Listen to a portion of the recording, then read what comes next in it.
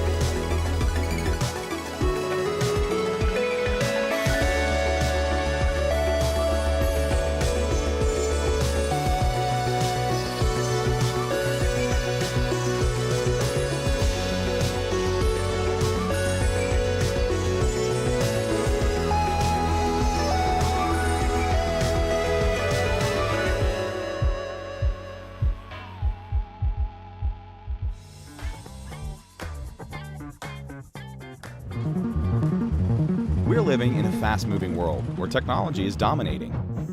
It impacts our everyday lives and the way we do business. Companies of all shapes and sizes are hungry for top talent in IT. Opportunities are endless, and there's never been a better time to pursue online training. That's where we come in. Hello, I'm Keith Bogarge, and I'd like to tell you about my course here at INE. I will be your instructor for this course. My name is Alexis Ahmed, and I'm going to be your instructor for this course. INE has been a pillar in the IT training industry since 2003. We've been relentless in our pursuit to revolutionize the way you train and the way you learn. We've assembled an entourage of expert instructors who have a passion for training and technology. Our industry-leading platform covers all of IT's most demanding areas like networking, cybersecurity, cloud, and data science. There's no one more equipped or more qualified to train you or your team. INE offers hundreds of courses, blending hands-on, real-world, in-depth training you won't find anywhere else. We're constantly adding new content and developing new features and paths that guide you through your career journey. We're experts at making you an expert. Are you starting a new career or advancing the one you're in? Are you looking for premium training for your IT team? INE will be with you every step of the way. Learn more at INE.com.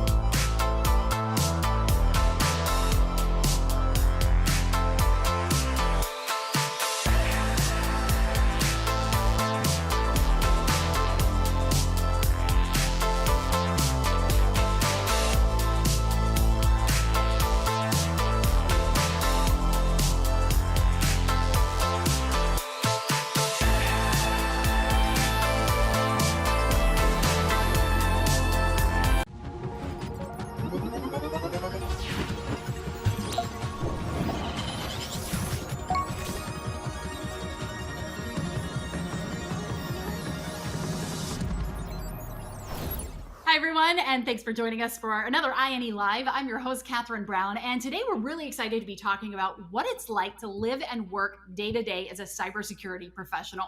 First, a little bit of housework, as we do each time here on INE Live. I want to mention that we are streaming live right now on social media platforms, including LinkedIn, Facebook, YouTube, and Twitter. We want you to engage with each other in the comments section. We'll be monitoring chat so we can answer your questions. So get in there, ask questions, talk to each other. We'll be monitoring it. To get into the meat of things now, we know the average cost of a data breach is nearly $5 million. That's according to a recent IBM report. And what I found particularly interesting about that is a majority of the organizations that were breached were found to be short-staffed and inexperienced in cybersecurity. Those organizations the breaches cost them about $2 million more per breach when they had those inexperienced or understaffed cyber teams. So organizations are prioritizing cybersecurity professionals right now. We know they're getting the right people on the front lines. But what is it like to actually be there? We spent a lot of time talking about that here at INE Security. With the number of cyber attacks growing practically by the day, it can be a high stress, high profile, high impact career. To talk with us a little more about what the day-to-day is like, we have Frank Satterwhite joining us today. Frank is a global cybersecurity engineer and social influencer, and for the majority of his career, he's held high-level security clearances for NATO and the Department of Defense, working in classified joint warfighting, operational technology, and private sector environments for global companies. Safe to say he's a bit of a big deal. Frank is also an instructor here with us at INE Security. We are so glad to have you here, Frank. How you doing, Catherine? Doing great. Thank you. All right, so I just want to jump into things. We just read a little bit of your bio, right? You lead the daily handling of cyber attacks and incidents that threaten society on almost all levels. We're talking about infrastructure, financial, healthcare, government. Those are just to name a few. So right out of the gate, my first question is, what is it like to be in that type of environment every day? I picture like you guys like hunkered down, like steam coming out of your ears and like red sirens flashing everywhere, but steam going. It can't be like that. Yeah, no, really, it's an experience every day. So every day is different. Every day you have to be in tune to what's important to the business, and therefore you align your strategy to protect what's important to the business. For today example, I had a call with people from Russia, Turkey, China, Brazil, Argentina, the US, and we have a common infrastructure where we have to work together to protect the company. It could be on the endpoint level where we're protecting against attacks, certain endpoints. It could be a network level, other different attack vectors. Right now, I work in healthcare with a global healthcare provider for Fresenius. So every day is different. Every environment's different. Constant challenges. Every attack is different. And in today's world, what's really interesting is the attackers keep getting better, but the people are not keeping up, and the technology, the security is not keeping up. So you said in the intro about the inexperienced staff. Well, we have to get them experienced, because what's happening is that the attacks are getting so much more powerful, and the technology to execute the attacks is getting more powerful. For example, I can take about $600, and I can purchase ransomware, and it's something called ransomware as a service, and I can have no technical background, and as a criminal, I could be in business launching ransomware attacks, splitting the profits with the criminal groups that gave me the software. So it's easier to be a criminal today. The attacks are becoming more complex, but the technology and the people, the security aspects are not keeping up. And that's the problem. Like all these great gains and benefits from technology, well, what we do is make sure a company can realize those benefits, but also do it securely, so you don't compromise your mission, or you don't take on unacceptable risk. So I want to jump in there and just ask you, first of all, I think you're absolutely right that it's very clear that organizations are not able to keep up with the criminals, right? They're a step ahead. But why do you think that is? Do you think it's a lack of training, a lack of prioritizing training? Do you think it's um, a lack of talent? You know, we know there's a shortage in the number of skilled cybersecurity professionals, but what is it? Why are the bad guys constantly ahead of the good guys here? Well, I think first is everyone's more focused on what we can gain from technology, and we're not taking the time to make sure that we are getting those benefits securely. So when you have a workforce that there's a skills shortage, and an organization like INE can definitely help people who are interested in getting cybersecurity kind of get the skills they need to become part of the industry. But there's definitely a shortage in skills. And then there's a shortage in people who have education. They may be really smart, but they don't really have the experience.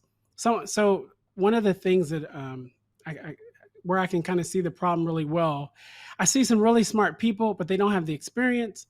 And then sometimes I see some really smart people who have the experience, but they're so focused on the technology, they forget to align it to the business. And what I mean by that is nerds like us, we're engineers. We start talking about, seams and reverse engineering and all these different cool things, threat hunting. But we have to do all these things in alignment with protecting the business. So the people that are skilled enough to really protect organizations and really keep up with the bad guys, I think sometimes we lose a little bit of focus in terms of staying aligned to the business. So the challenge is taking the people who are smart enough and keeping them focused in a way where they can utilize their skills to prevent and mitigate these attacks in a way that minimizes risk to the business. And then the other challenge is taking the people who aren't in the industry that could help increase a workforce, giving them the confidence and exposure and the type of training where you can upskill them to get them in the fight. And then at least the numbers are equal. And then the last thing I will just tell you, before a criminal is able to compromise your organization, we have the advantage. So we can teach people not to click. We can teach people how to be careful about scamming and fraud. But after you click, what cyber has become now is there's someone somewhere on the network, on a keyboard, slowly and methodically going through your infrastructure. We call it living off the land. They're doing it in a way where they don't create alarms from the security tools and systems, and they're constantly gaining more access, getting more information, gaining more privileges, and putting the organization at risk, like SolarWinds and these attacks where you see these criminals on these organizational infrastructures for over a year, 2 years. So in that scenario, once they click and once the criminal has access to the network, we're at the disadvantage. People like me, criminals know Splunk, they know CrowdStrike, they know how WAFs work. They understand rules and thresholds for alerts. And so I really feel like we have to focus more on getting people trained up to prevent the attack from ever happening, to prevent that click. Because once they click and the attack chain has started, we're on defense, and we're at a big disadvantage because the really skilled hackers at that point really have the advantage. Not that we can't protect the organization, but they really have the advantage. So the short answer is shift more resources to definitely training people and preventing the attack. Stay on offense, right? Stay on offense. I want to play offense. I don't want to play defense. In your career, you've held a number of different positions, but I wonder if you have some way to describe like typical tasks of a cybersecurity professional. Like what is the? I know there are a lot of different jobs, right? A lot of different positions, and each has their own niche set of tasks. But what are some typical tasks? So the organization has policies and risk. You understand the risk appetite, and then the tools are aligned to manage your risk manage your cyber incidents in a way that aligns with the amount of risk you want to accept. So every day we get alerts and we get notifications from security tools. And basically the tools say, hey, we think something happened.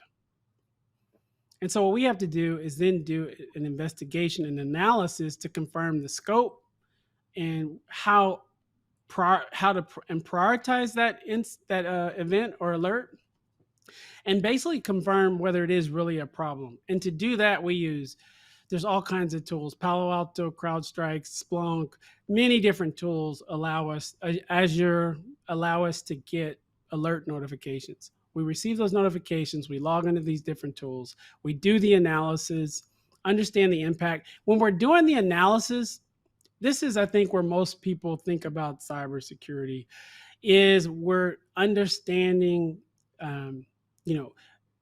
where the attack originated, what technique is being used, what is probably the goal of this type of attack. Is it ransomware? Is it malware? Is it the start of it could be anything. There are many different types of attacks. But after we understand it, prioritize it, then we have to be able to contain it. But the thing is, you have to analyze and understand what it is before you just start trying to contain it. So once we understand what it is, we understand the scope of impact it could have on the organization, then we determine our response. And the response could be anything from isolating the malicious file to taking a system offline so we can perform forensics. It could be updating a firewall rule. It can be any number of things, but the idea is, from our analysis, we understand now how to contain it. When we say contain it, we just mean stop the bleeding.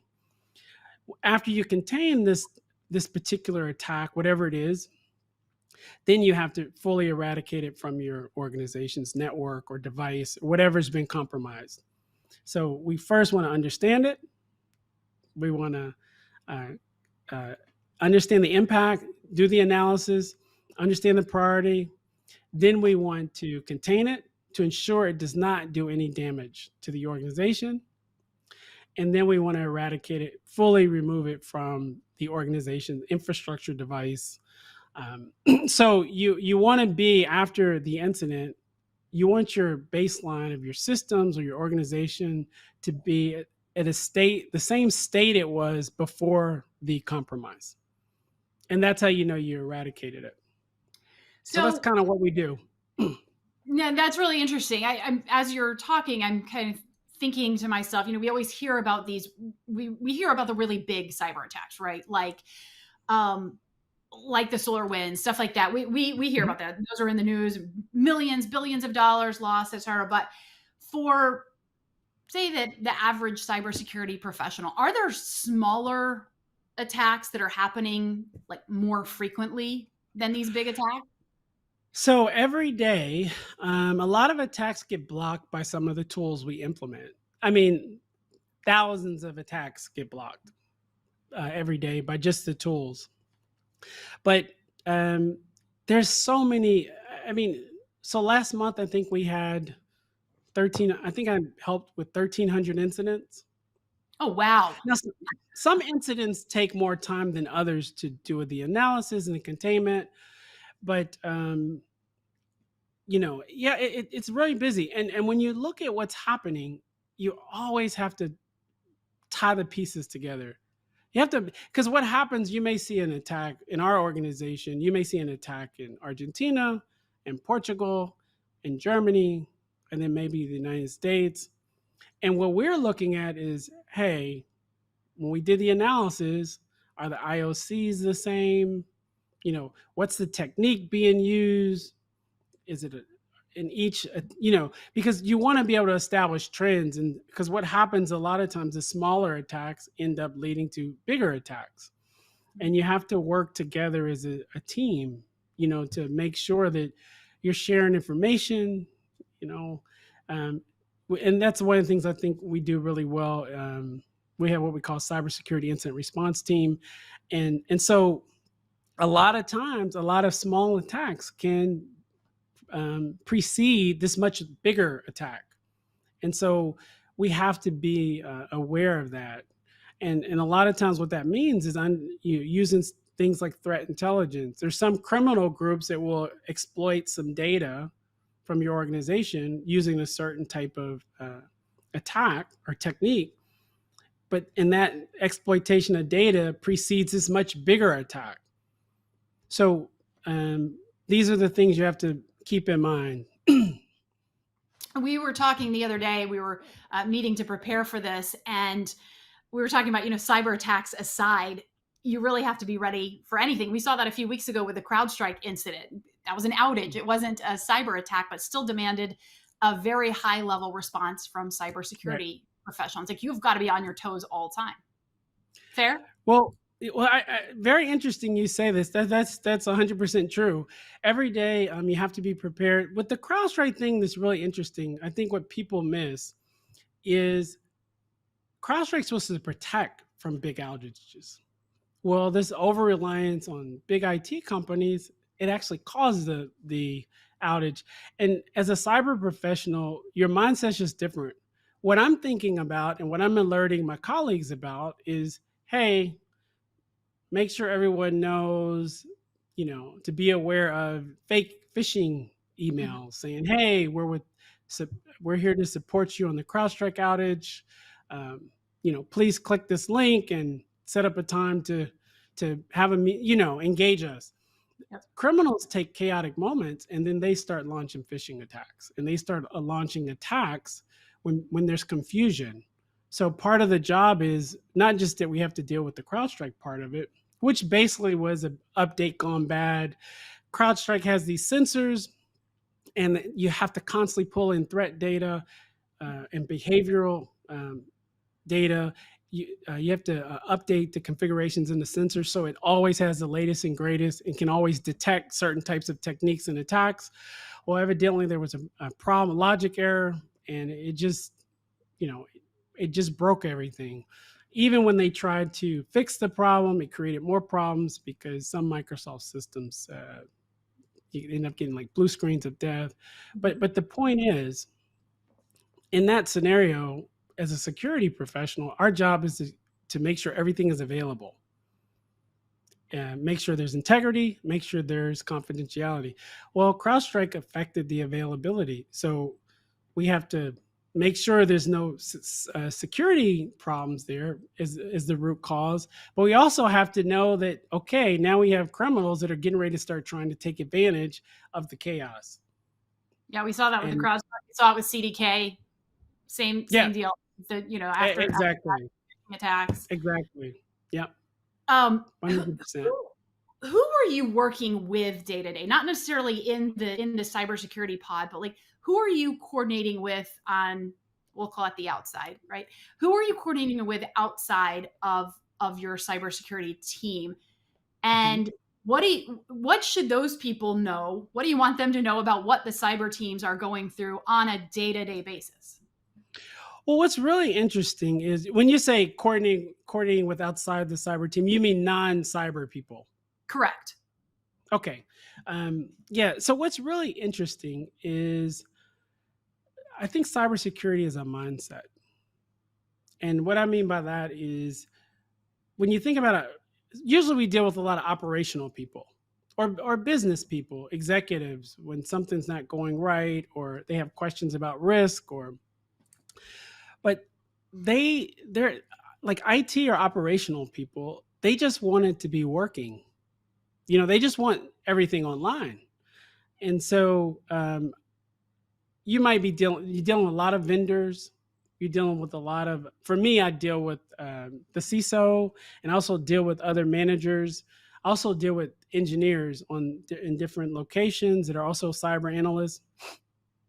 But we have the conflict of keeping the business running and keeping it safe. You cannot stay employed if you just are worried about keeping the business running. I'm sorry, if you're just worried about keeping the business safe, because the business always takes priority. And you have people that go in and they'll patch everything and they'll harden all the systems and they leave and nothing works. Someone like me, I'm really proud of the fact I try to find a balance between the right level of security based on the risk and also keeping the organization secure. So when I'm talking to these different people, I'm constantly, you remember I said earlier about the really smart people not being connected to the business? This is a Mhm. good example. When I'm talking to these external people, I'm making sure I understand from a business perspective what they want to do, what they want to accomplish. And then I'm also understanding, okay, well, from a process and cyber and technology perspective, this is how it has to work. So everybody's happy. And I've seen in my career where one area gets too much focus. Maybe the external folks that are really talking about this business opportunity, people kind of really shift all the focus to creating a roadmap that really is factors with their requirements and kind of how they see the world the most. And in the end, you'll always see it, because in the end, either what they wanted to achieve is not possible based on the way the business is architected, and usually they don't find that out till the very end, or what they want to achieve is not secure. Maybe they're achieving it, but it's not secure. So you remember you talked about those numbers with cybersecurity and how the cost. Well, when you implement things, you're going to get business benefit, but there are ways to measure what the cost of that, like the value to the business versus, okay, how many times are we having cyber incidents because of how we implemented this?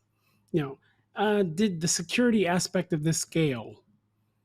Things like that. So it's a balance. It's really important to understand the security aspects, um, with the business requirements. And externally, you have that's what you're dealing with, the managers who just want it done, and then the external vendors who have the greatest thing that's ever been talked about from a business or technology standpoint, but they don't really understand your business.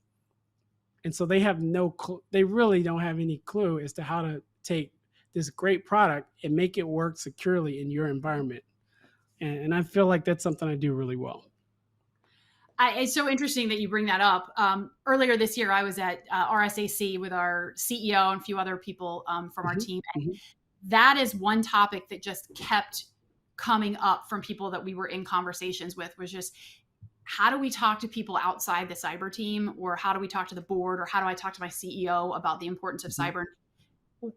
Have these conversations about the value of having a very well-trained cyber team while also balancing those business needs.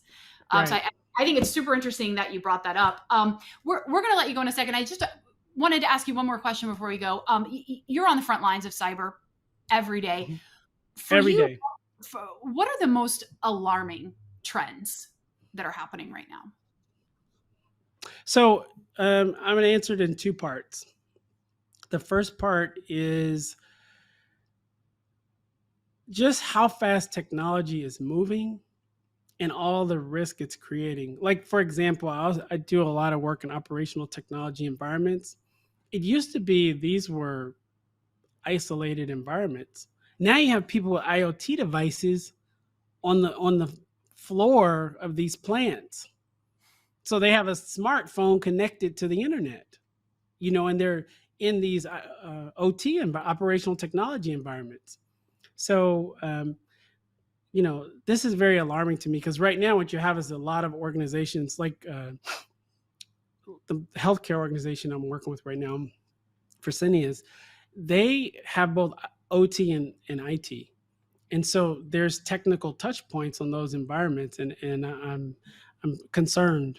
Like, I think we're doing the right thing, but I just think it's challenging to protect two different environments that have completely different set of requirements, in terms of what's important. In OT environments, it's availability.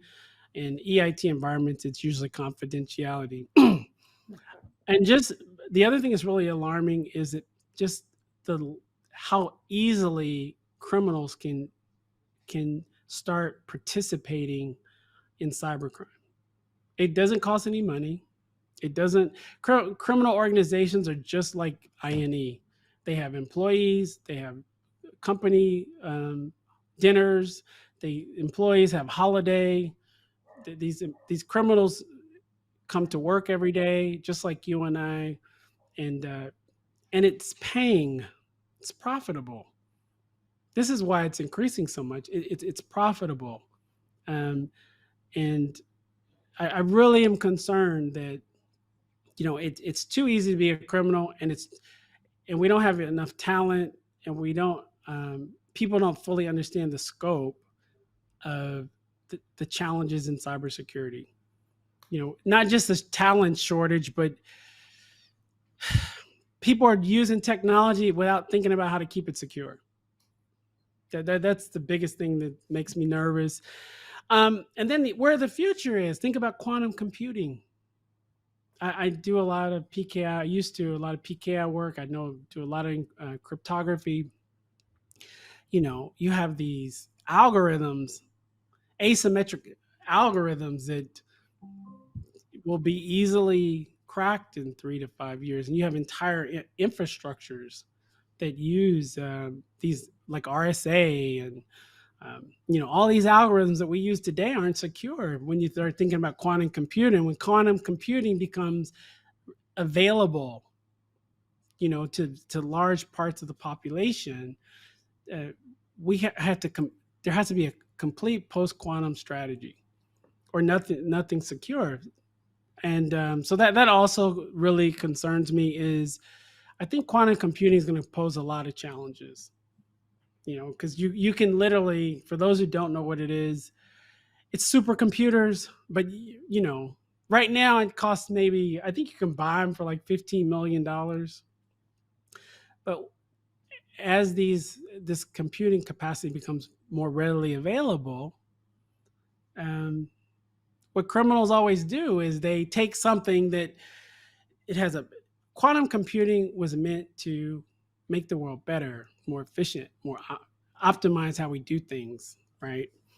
Well, criminals are optimizing how they attack us, using the same technology, but just to serve criminal needs. And so, yeah, these things probably are the things that keep me up at night, and the over reliance on big tech, like we just saw with CrowdStrike.